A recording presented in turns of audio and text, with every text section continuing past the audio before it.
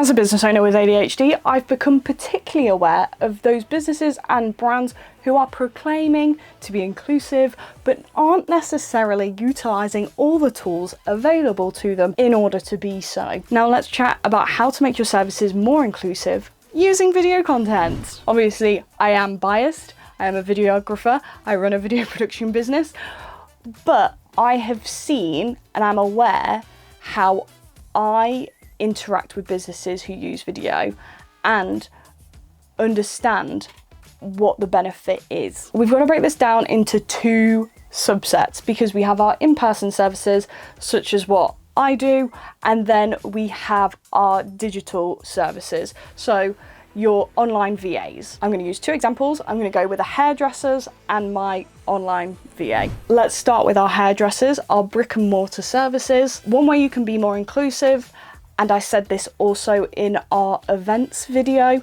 is to do your walkthroughs. I, in particular, don't like it when I don't know where the nearest parking is. I think every business should give direction as to where the best place to park is. I think it will make everyone's lives just so much easier. Telling people where to park and then maybe doing a walkthrough from the parking to the front door of the business, also very helpful. You can just do a Google link, but this is another way to showcase the route, how to get there, and then you can go on to the next one. Now for hairdressing, this might not apply the same, but I would also include a video that talks about everything you need to bring with you. So for the hairdressers, this might be examples of what you would like to get done.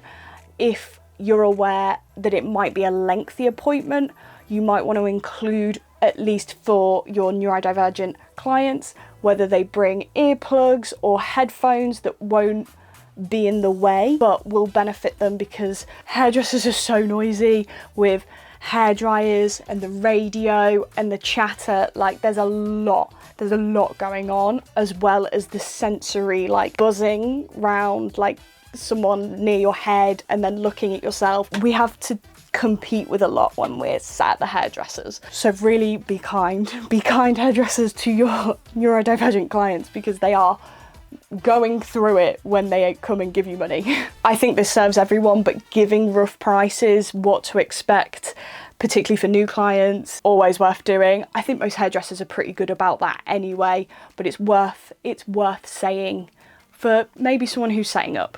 Again, hairdressers and other brick and mortar services, I would include what tools will be used. People with more complex needs want to know the step-by-step process. They want to see how everything functions. This could be a great way to do a discounted style on a client you already have and just go through the process of how the haircut works. Some people won't even approach you or book an appointment because they don't know how it works. Like that fear and anxiety can really make or break someone's day. So although it might not seem important, for some people this will be the reason why they'd book you, is because you have this process of, this is the tool I used, this is how it works, this is what it's going to look like, this is how it sounds when I'm using it. These could be really key points in making someone who usually struggles book with you. And isn't that just nice? It's just making people feel better about that experience, about something that is kind of just self-care, and they should walk out just feeling better.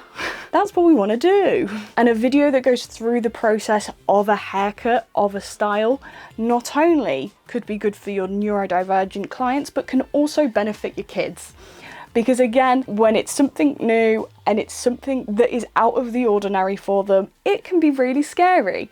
So showing them a little video and being like, this is the process we're going to go through. And even if you have to do two versions, so you have a kid in the seat for your other video for your kids, it's going to show them what someone their age looks like as they go through that process as well, and they'll be able to relate to it a bit more than just you saying get in the seat. It's going to be really quick and easy. We never know what's going to cause anxiety for someone, so being able to prepare them for what's going to happen is going to be a massive welcome, and they're only going to love you for it. How does a brick and mortar service business differ from something like an online VA? Well, quite a bit really. The way you find your clients, interact with your clients are going to be night and day to that of a hairdresser's or something similar. For me personally, what I would like to see is I would like a online VA to kind of talk through the process of onboarding, what they expect from me, what I should expect from them, what responsibilities they're comfortable with doing, kind of the hours they expect, like when they'd reply to when they're definitely not going to reply. Those kind of things that might feel like common sense and might come up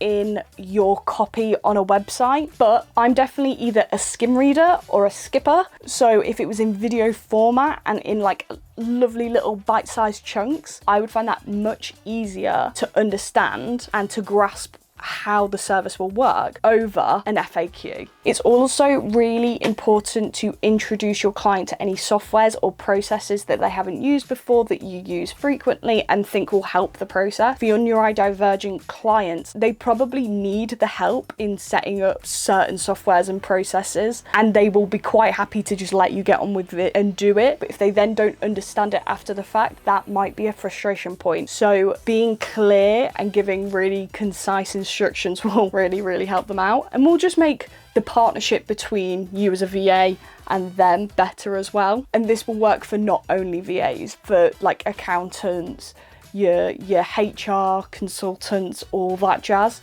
Stuff that's very different to the industry your client works in. Explaining it to them, how it all work and what they should be expecting will be really important to the relationship. I would also say explain why everything you do, one, is the way it is, and two, why it's important to the work as a whole or to the project. Because particularly me with my ADHD, I ask a lot of questions. I really want to know the ins and outs of everything. I want to know how everything works and why it works that way, why it's important.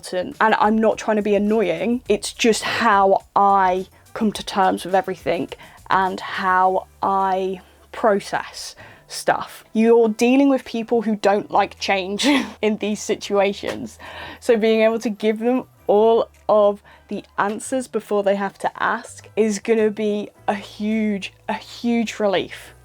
And again, all this kind of content will not only benefit those you are specifically making it for, it will benefit a mass audience. Anyone who hasn't come in contact with your kind of business before will benefit from this kind of video content. So it's always worth making. If you're serious about making your services more inclusive with video, but you don't know where to start, you can drop me a comment and let's have a chat. If you have any other questions about making any aspect of your business more inclusive with video, again, you can just drop me a comment. And if not, I will see you in the next one.